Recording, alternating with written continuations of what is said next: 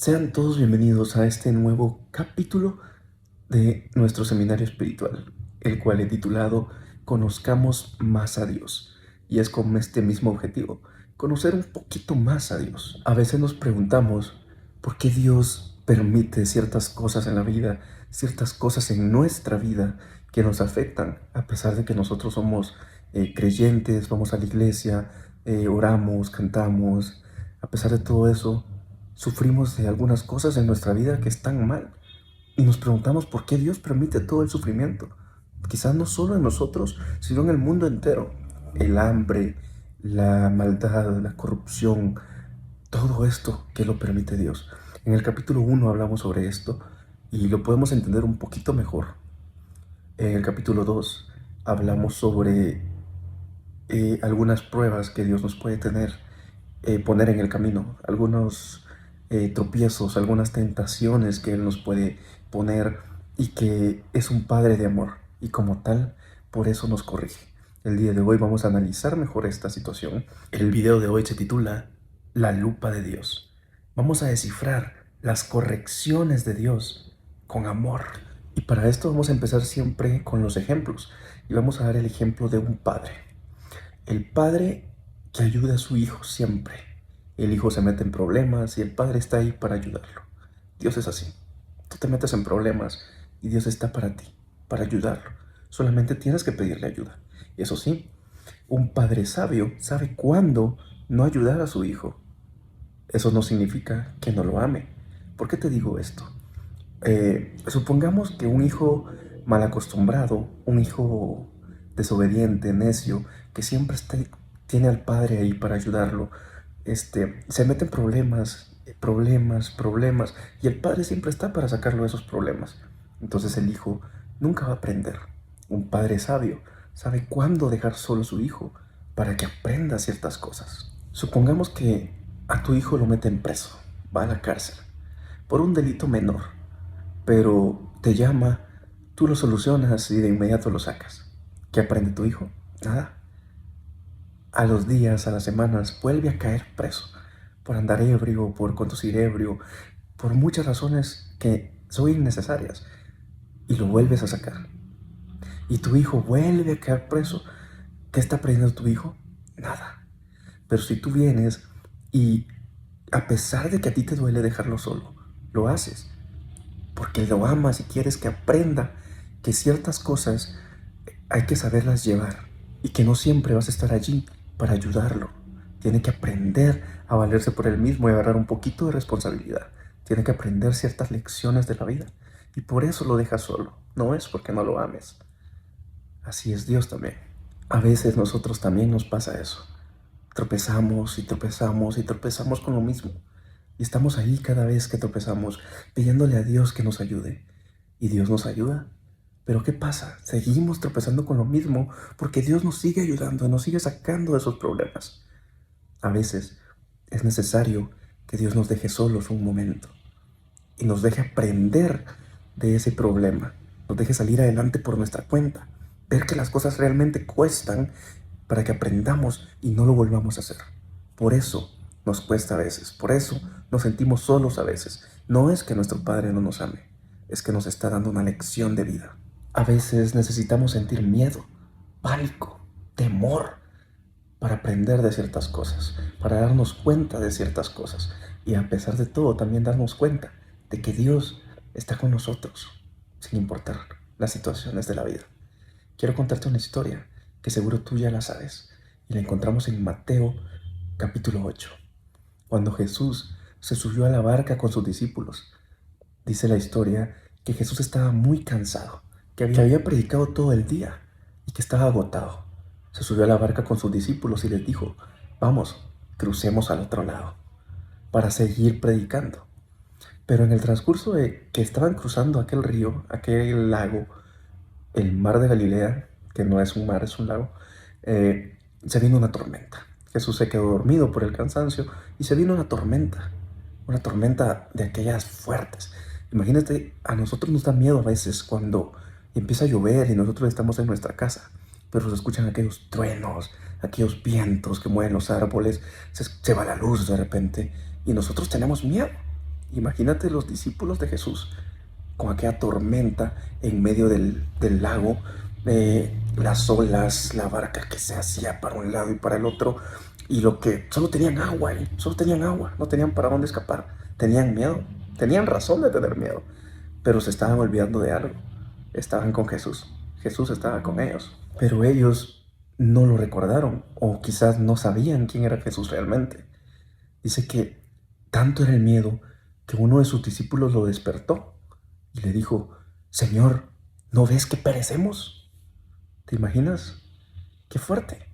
En otras versiones dice: Señor, ¿no te importa que morimos? ¿Te imaginas eso? Decirle a Jesús: ¿no te importa?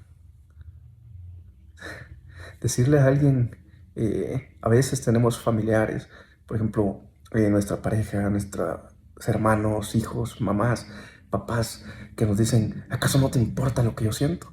Y a veces nos sentimos mal porque realmente sí nos importa, pero ellos creen que no. Imagínate decírselo a Jesús: ¿no te importa que morimos? O sea, tú duermes ahí tranquilo y nosotros aquí agonizando. Jesús se levantó y les dijo: ¿de qué tienes miedo? ¿A qué le tienes miedo? Obviamente los discípulos tenían miedo de morir, pero recordemos una cosa: ellos tenían ahí, frente a frente a Jesús, en carne y hueso, y aún así tenían miedo. Jesús se levantó, dice la Biblia, y como quien regaña a un niño, levantó la mano y le dijo: calmaos, al viento, a las olas, a la tormenta. Y la tormenta se calmó. Y fue en ese momento, en ese preciso momento, que los discípulos se dieron cuenta que no estaban en la barca con cualquier persona, que estaban en aquella barca con el mismo que había creado el mar, que había creado los vientos, el mismo que había creado todo, y el mismo que tenía poder para parar aquella tormenta. Era necesario que pasara esa tormenta para que los discípulos aprendieran de eso, para que los discípulos supieran realmente con quién estaban, conocieran realmente quién era Jesús. Ahora les voy a hacer una pregunta. ¿Ustedes creen que fue Jesús quien provocó esa tormenta? ¿Será que Jesús dijo: bueno, vamos a cruzar al otro lado y mientras vamos en camino yo me voy a dormir y que se venga una tormenta para que estos muchachos aprendan algo? ¿Ustedes creen que fue Jesús? Yo creo que no. La Biblia no lo dice, pero yo creo que no. ¿Por qué te lo digo tan seguro? Porque no es necesario que Jesús provoque una tormenta en este mundo. Tenemos suficientes con las tormentas de los enemigos, con las tormentas que provoca Satanás. Suficiente tenemos con ellas.